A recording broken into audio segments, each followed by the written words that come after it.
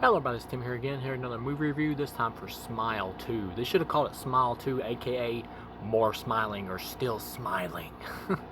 As far as this film goes, I did like the first Smile. I didn't love it or think it was like great or a masterpiece. I don't think either one of these films is a masterpiece, like some people did with that first one, but I did think it was good. I thought it was a good, solid movie, like thriller type horror flick or whatever. I thought the demon at the end was kind of goofy in terms of the way it looked. It looked like a wannabe Marilyn Manson or something.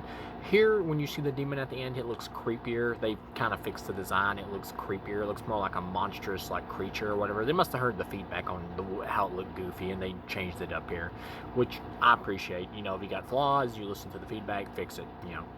But I did like that first film. My problem with it ultimately was I felt like the ending was too predictable. It was just one of those cliched horror movie endings where, oh, you think you beat the monster, but you did not. And it's not that I'm against like downer endings in horror movies. I'm not. Like, I'm the type of person when it comes to endings, I'm like, I want an ending that feels logical, is how I look at it. I want an ending that seems logical for the story you're telling. And my problem with the ending of the first one is it just felt too cliche in terms of like a horror movie type ending. I felt like the movie would have been more, it would have had more emotional impact for me and worked better as a movie if she actually did overcome her trauma at the end of that and defeat the demon. Honestly, I feel like that would have been more impactful on an emotional, dramatic level, because really it is a film that's a metaphor for mental illness, and I think that would have been more impactful. But at the same time, maybe that wouldn't have worked as well as like an ending for a horror movie.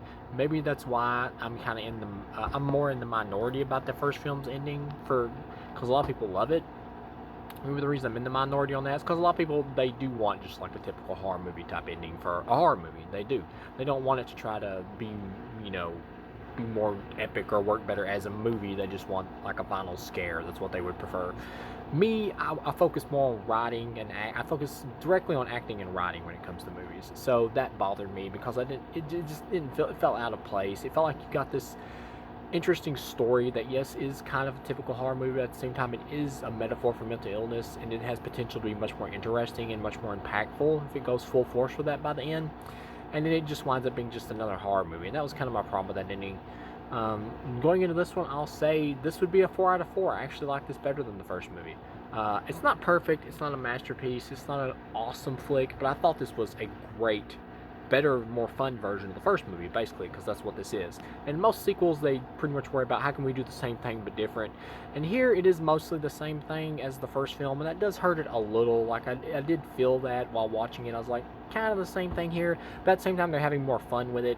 You got Kyle Gallner's character from the last one, who got infected at the end of the first one, is trying to pass the curse to like some drug dealer dude or whatever, criminal, but he accidentally gets killed, and it gets passed on to this dude that happened to be there or whatever, who sells drugs apparently.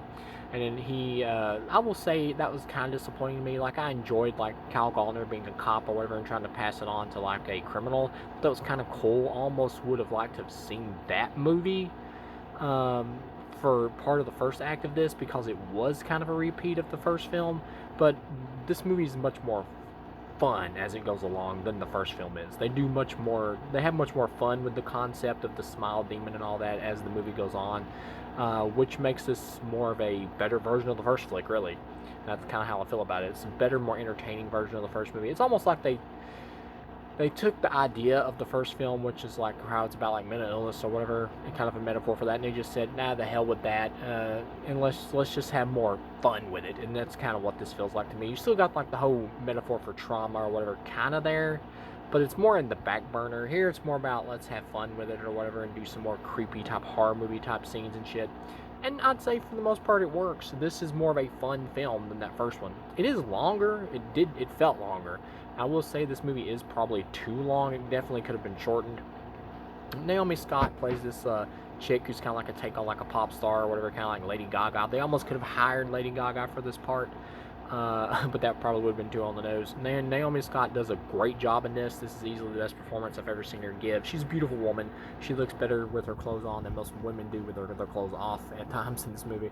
Obviously a beautiful woman, but she can act, and she does a great job here. She was also really good in that Power Rangers reboot that they did that never got a sequel for some reason. Now, I don't give a shit about Power Rangers. That was probably the only version I ever liked. But yeah, she was in that. it was kind of a similar vibe to like Chronicle, but she's got trauma because she was like high on drugs or whatever, and her and her boyfriend were both high on drugs and they were arguing, and she grabbed the steering wheel in drug-filled rage and caused them to crash, and he got him killed, and that's pretty much he's been haunted by that ever since. And so she takes drugs and stuff to deal with it. She's a drug addict pretty much. So she goes to the dude's place who was with the gangster dude or whatever at the beginning of the movie when Kyle Gallner was there. And like I said, I would have liked more of Kyle Gallner, but that is where the movie could have went with him and just been more of like a cop take on like the thing and him dealing with it. But maybe that would have been more like the first movie. And so they decided to go bigger and just make it more fun, which after thinking about it, that probably is the right approach. But she sees him kill himself with a weight to the face, which is kind of cool. It is a little goofy at a certain point, but it is kind of cool, and I like the gore effects. So he's dead, and so of course it gets passed on to her, and she's having to deal with it. And when she's like trying to perform and stuff and sing and all that, you can see like people smiling in the background and shit, and she's freaking out. And they even got like Jack Nicholson's son at one point in here, who looks just like his dad, like doing the smile or whatever, because he's got that Jack Nicholson look, you know, which that was funny. Of course, he was like all over the posters and stuff. He's really in the movie for like one scene. But yeah, you got some pretty cool like scare moments in here, where like this little girl like walks up to her when she's doing like autograph signings and pictures and stuff. She's just got this fucked up look on her face the whole time, which you know it's just the demon messing with her, making her see the little girl look like this, but she's really not. Or it may have not even been a little girl. It could have just been some random person, and the demon could have just been in her mind, infecting her, making her see a little girl there smiling when it's really like some, you know, 6-foot dude or whatever named Bob or something. But you get like this cool moment where she's like freaking out because she sees like a whole group of people smiling in her apartment, and they're all like doing the dance choreography or whatever that she's been practicing for her tour, which is kind of, it gets a little goofy when they start kind of, you know, prancing, doing some moves, but for the most part it's effective. And they start charging at her and they grab her or whatever, and one of them like shoves its arm down her throat, and I'm assuming that's the point where she gets like maybe fully possessed or whatever, because it makes you wonder, like when a person gets fully took over by this thing and they're kind of like walking around, the demon's just got them in like a hallucination. What are they saying to other people to interact with? Is the demon like actually able to make the person, you know, or is it able to actually make them talk in the way they normally would? You know, it makes you kind of wonder. But so that happens, and she wakes up in a hospital bed. Her mom is there.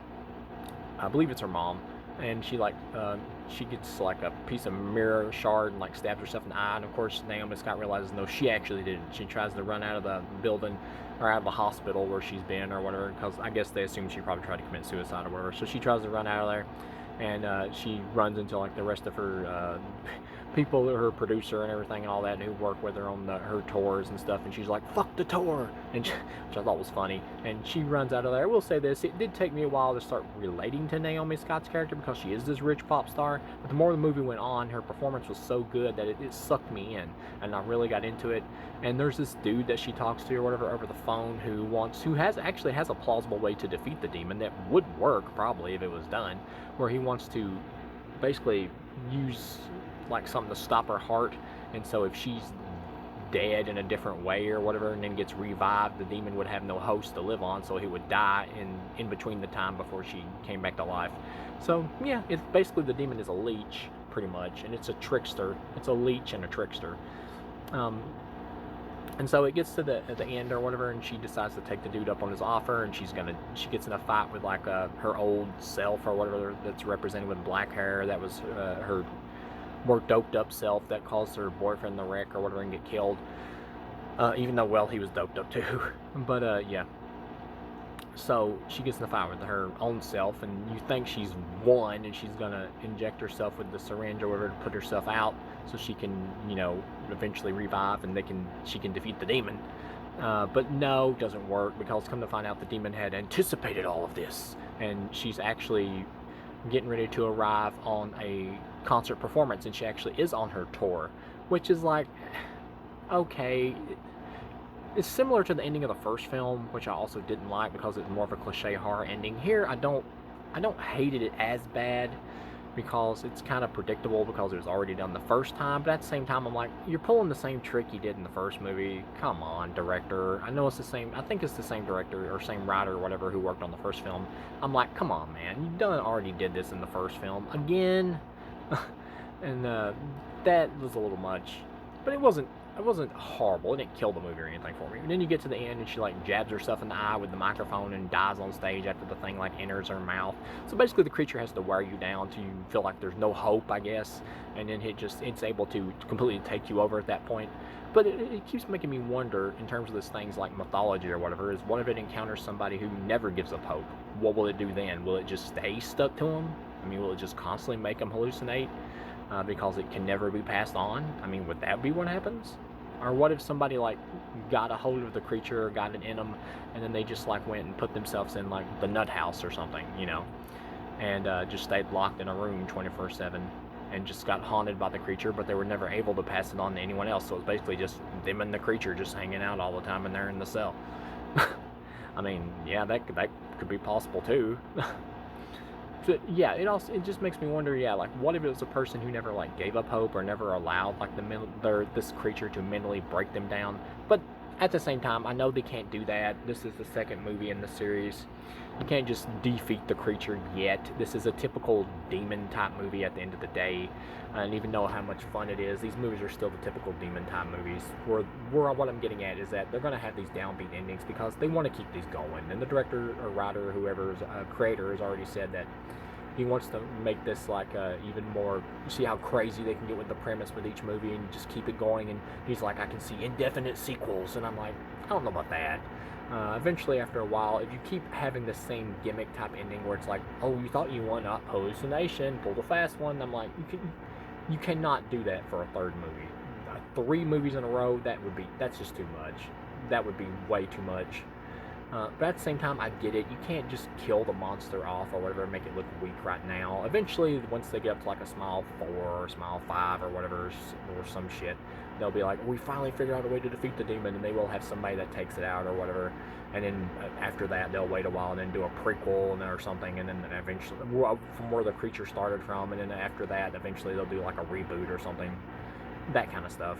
But at the same time, it is kind of a cliche to see the same ending again, but it does work. At the same time, though, it also makes me wonder, like, where she's like stabbing herself in the microphone, what if like security ran up there, you know, and like stopped her from actually killing herself and she didn't die, and they like detained her and she wound up in the nut house just like tied up while the creature had taken her over? Would the creature just remain in her body for eternity? I mean, or what? See, yeah, it does make me ask some questions. this premise does, you know. But yeah, so altogether, though, I thought this was a great, like, more fun version of the first movie. And the director talks about how they want to get crazier with the sequels, like they did this one, basically making it more fun version of the first movie. And I'm like, you got to be careful, because if you go too over the top and too crazy with it, like at the end, the movie ends with everybody in the crowd or whatever at the music tour, like sing or do it, so you know they're all going to be infected. So you could have like a sequel after this, or like a third film where it's like a whole chain of people that are infected and they're all trying to work together, like a whole group or something, you know, that are all trying to work together to overtake the demon.